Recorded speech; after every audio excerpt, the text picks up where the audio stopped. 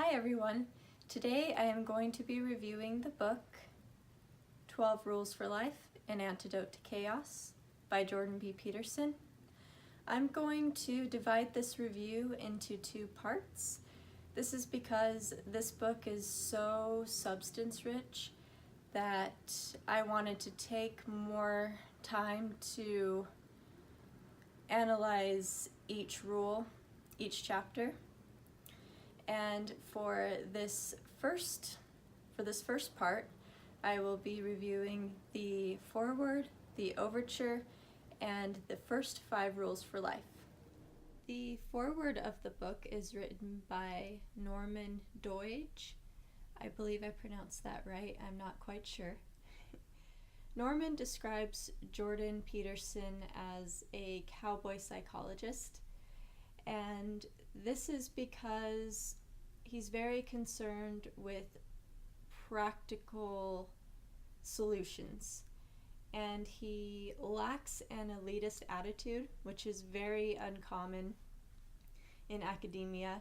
Norman describes in the foreword of his book what he calls the millennial problem, and this also explains why Jordan B. Peterson has been so influential on millennials. And he describes how millennials are, generally speaking, taught contradictory things. We are taught that morality is subjective. However, we're also taught that there are certain things that are objectively immoral. Norman then goes into more detail about how modern-day relativists approach the situation of different cultures having different virtues and morals and how to deal with that.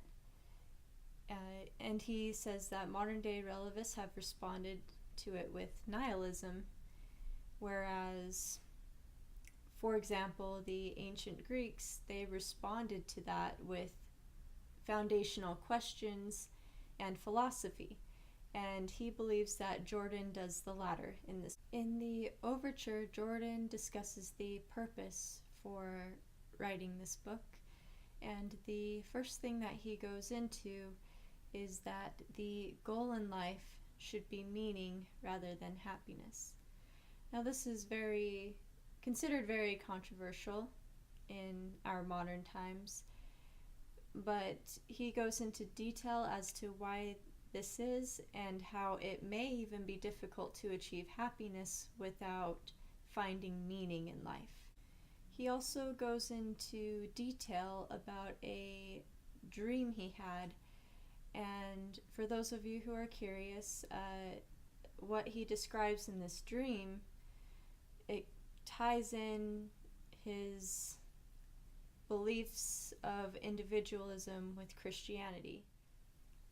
To very briefly summarize, he discovered through the process of this dream that he believes that the Christian cross represents a center, and that the center of the universe, the center of meaning, is the individual, and that to find meaning we must suffer, and that's what the Christian cross ultimately represents. Some people look at it and see it as suffering, and he thinks it's even more meaningful to me that it actually represents the individual and how the individual finds meaning in life. Alright, so let's go ahead and dive into the rules. Rule number 1. Stand up straight with your shoulders back. Now, for those of you who are looking for the chapter that has the lobsters, this would be the chapter that you're looking for. Essentially, what this chapter discusses is the role hierarchies play in our lives. He details how modern-day academics generally approach hierarchies in a way that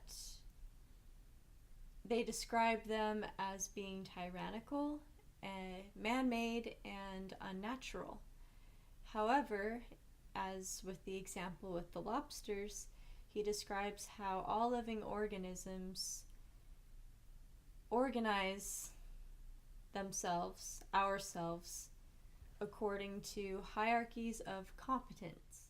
He explains how hierarchies are biologically ingrained into us, and this isn't just with social structures. We are designed to have a hierarchy of priorities. That means we have to view one task being more important than another, or else our entire world would be chaotic, as we wouldn't exactly have a direction in anything that we do. And what I found interesting was he describes the nature of nature to be the yin and yang, as he described in the overture, chaos and order. He believes that essentially what that represents with nature is that while nature, our world, is always changing, there are some consistent underlying principles, which is the order. And so we have to find that balance of being able to adjust to change, but we have to understand the principles of life in order to succeed.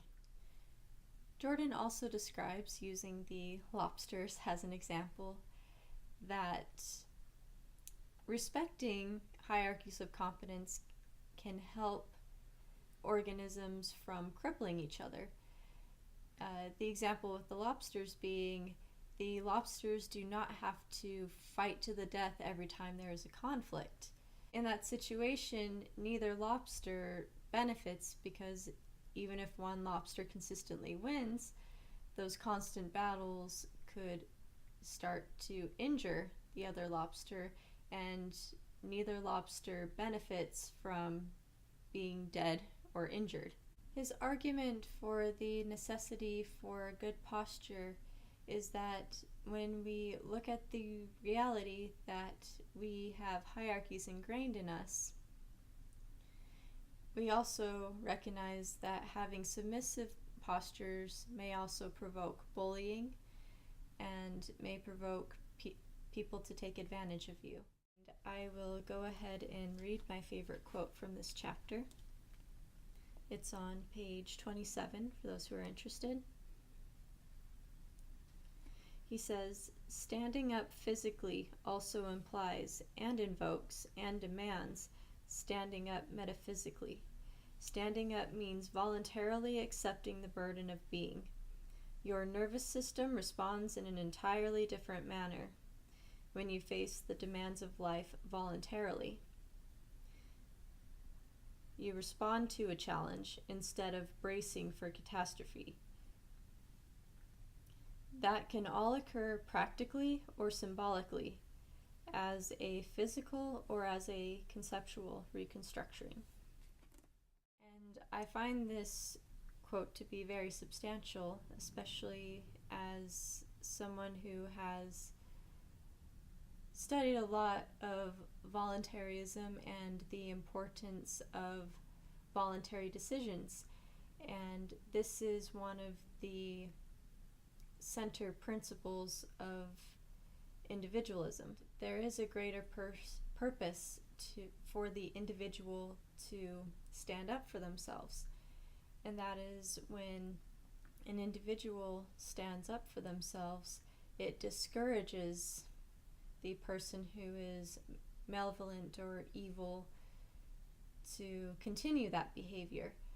And so each of us as individuals have a personal responsibility to stand up for ourselves.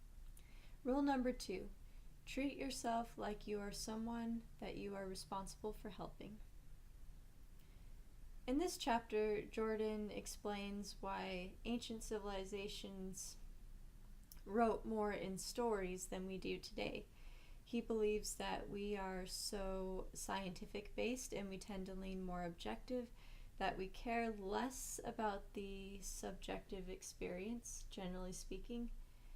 And ancient civilizations, they needed more practical advice. They needed, because life was a little more difficult without all these scientific innovations that we have today, they needed these stories, they needed the personification to carry on these life lessons from generation to generation. What this means is that the human brain is designed to personify things first before viewing them objectively.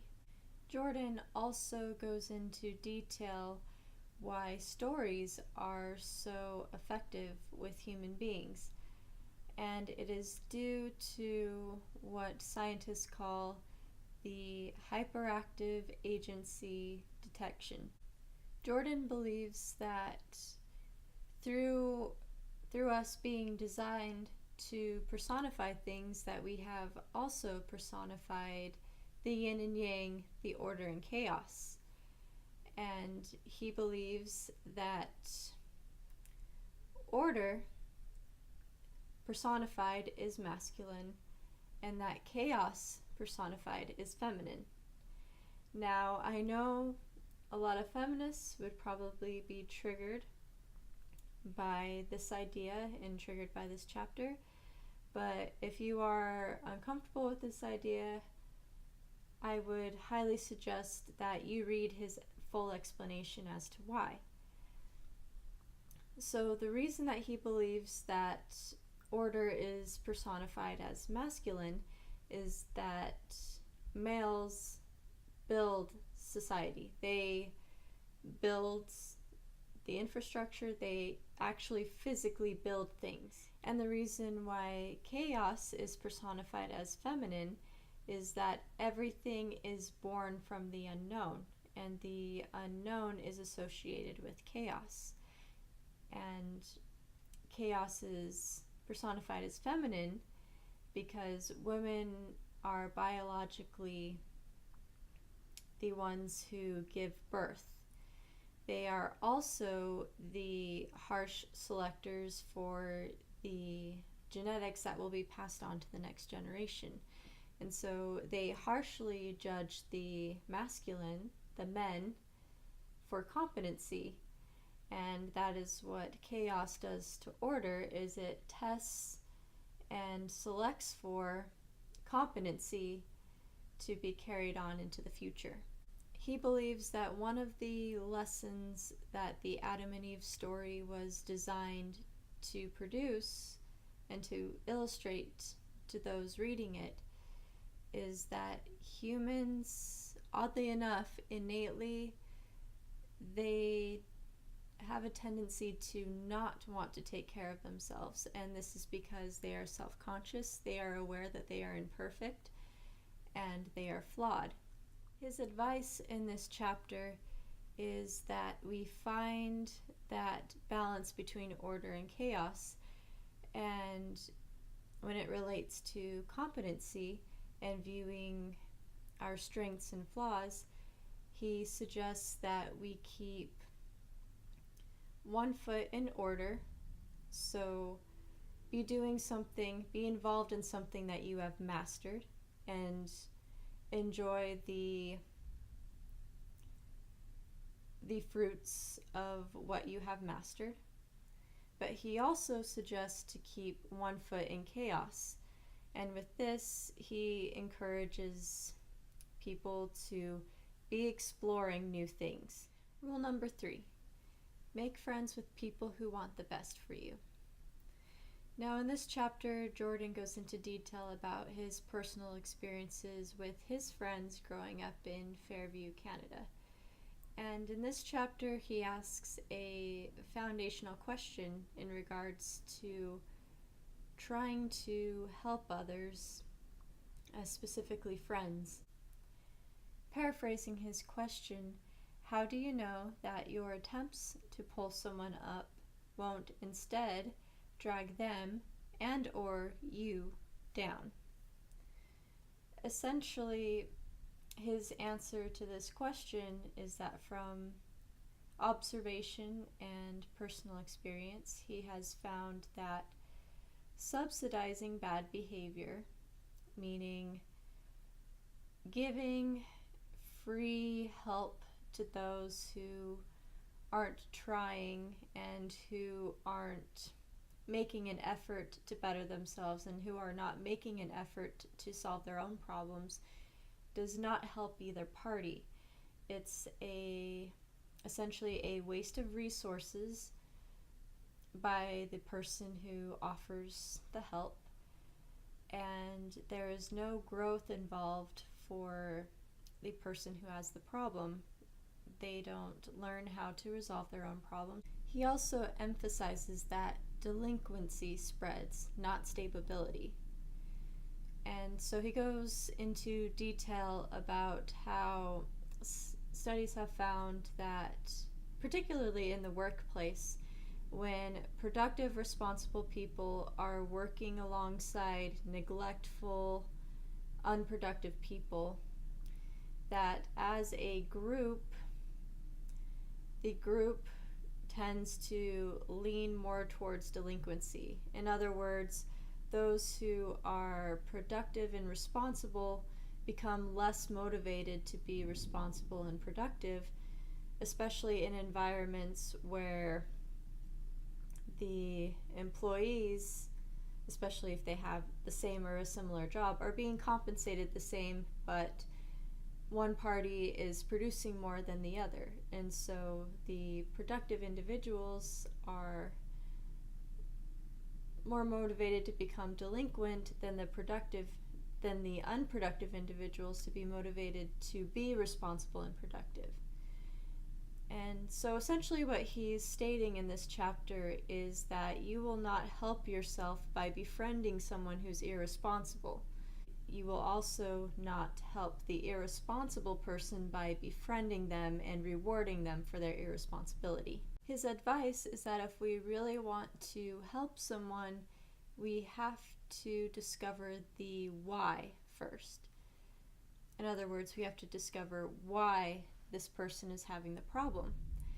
And if the why is irresponsibility, the best thing you can do is lead by example. If you instead try to help or intervene for the person, what you're essentially doing is you are enabling their behavior.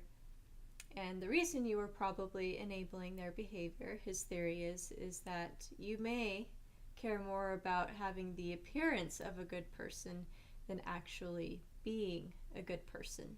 Rule number 4, compare yourself to who you were yesterday, not to who someone else is today. In this chapter, he explains how mediocrity is dangerous and why standards are necessary. And if you think about it, if you are really sick and you're doing some research on which doctor to go to, you would want to go to a doctor that has gone to a school that had high standards. Because if they're dealing with something life-threatening, you want someone that did not just get through, did what was barely necessary to get the grades to be a doctor. He also explains that the downside to having standards is that we have to experience failure. So first he explains when it is necessary to compare yourself to others. And he explains that when we are young, when we are children, he believes we are not fully formed individuals, meaning we don't have the full brain development and enough knowledge and life experience to have completely our own being, as in, I'm not exactly sure if being is the right word, but our own informed opinions, and we don't have enough life experiences to really differentiate, aside from genetically, from others. He explains as we are adults, however, it doesn't make a lot of sense for adults who are fully formed individuals to compare themselves to others, because we don't know the other individual's entire life experience. We don't know what led them to where they are now. And so rationally, it's hard to make that comparison and to know why you are in a different position from them. He also explains that once we have become our own individual, that's the time that we try to rediscover our culture and rediscover the knowledge that previous generations have been trying to pass down onto us. And as an individual, we then integrate our individual experience into society, into our culture and our culture's values. Another part of this chapter is that he explains why we are biologically designed to have an aim. So we are biologically designed to have a goal or a focus. And he uses the example with our vision, with the way our eyes have been designed. He explains that very little of our retina is high resolution fovea.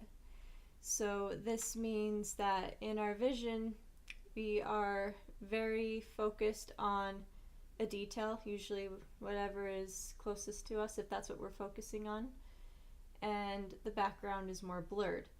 So our vision is designed to focus on things. Rule number 5, do not let your children do anything that makes you dislike them. Now, for those of you who don't have children and are not planning on having children, do not let the title of this chapter prevent you from reading it. There is a lot of good material in this chapter that is very much relevant to other relationships. In this chapter, Jordan explains how individual problems are not resolved through cultural restructuring. He explains that this notion, that this idea that children are inherently perfect and that it is through exposure to culture and our society that makes them imperfect and damaged, all started from the noble savage philosophy, which I think he does a great job in this chapter debunking. He also explains how specifically neglecting to discipline your children is a disservice to the child, because this causes their peers and adults to dislike them. He explains how children's tendency to be violent when things don't go their way is not abnormal. And I find this interesting because I think a lot of people want to believe that children are so innocent and that it must be their exposure to something bad that makes them violent. When he explains, in reality, children are testing their boundaries. And so it is up to the adults, preferably mother and father, or the two parents, to teach the child these boundaries. And that a little bit of physical assertion does not hurt the child. In fact, he explains that biologically, children are more likely to cry and to show emotional frustration simply when they are frustrated, and that they cry more easily about this, and that it doesn't mean that they're physically hurt. It means that they are frustrated. Now in this chapter, he gives a few examples of how he's handled his own children and other people's children when the child is trying to push boundaries. And I find his approach to be fairly rational. And I know that some people in the peaceful parenting group, while Jordan doesn't come out and say any opinion on spanking, he does come out and say a little bit of physical force may be necessary to help children understand limitations, and that it is more of a service to the child in the long run. The child is doing something like trying to climb out of a crib, for example, is an example he goes over in the book. The child does not want to go to sleep, keeps trying to climb out of the crib. He held the child down in the crib basically just, pushing the child down, keeping the child there to show that he is the competent authority figure, and this is the limitation that he's putting on the child because the child is not competent, and so the child has to rely on a competent authority. He didn't hit the kid, he didn't cause any injury, but simply using physical assertion to keep the child down. Or if the child is about to touch something or keeps trying to open or is going to break something, I don't see the problem in physically grabbing the child and preventing them from doing something like that. And Jordan states clearly in this chapter that the parents that believe physical force is never justified are the ones that don't care to reflect the reality of how the world is going to treat them to their child. In this chapter, Jordan details his 4 principles for discipline. 1. Limit the amount of rules. 2. Use the least force necessary to enforce those rules. 3. Parents should come in pairs. 4. As a parent, do not underestimate your ability to be deceitful, angry, and resentful towards your children when they do something that you do not approve of. I think the main point in this chapter that he's trying to drive home is that it is, as a parent, your main goal should be to raise your child and discipline them in a way that others want to be around your child. If something were to happen to you and you are not around, other people will want to be around your child, they'll want to help them, they will enjoy their presence. Whereas it is selfish in a very unhealthy way to not discipline your child so that they will always be happy around you and they will never be angry at you. Thank you everyone for watching part 1 of the book review for 12 Rules for Life, An Antidote to Chaos. Stay tuned for part 2 of this book review as I will be reviewing the next 7 rules for life. See you next time.